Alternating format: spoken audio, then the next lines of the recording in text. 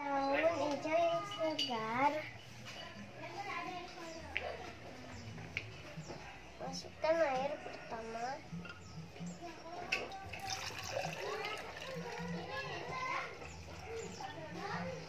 Dan masukkan daun yang segar yang kita petik. Dan kita taruh di sinar matahari. Nah, 10 sampai 30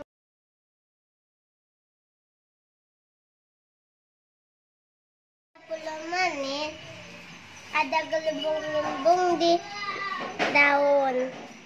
Assalamualaikum warahmatullahi wabarakatuh. Ini jawaban pertanyaan.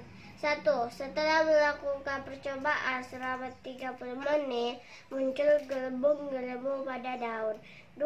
Kaitan percobaan dengan proses fotosintesis adalah bahwa tumbuhan memerlukan cahaya matahari, air, dan klorofil.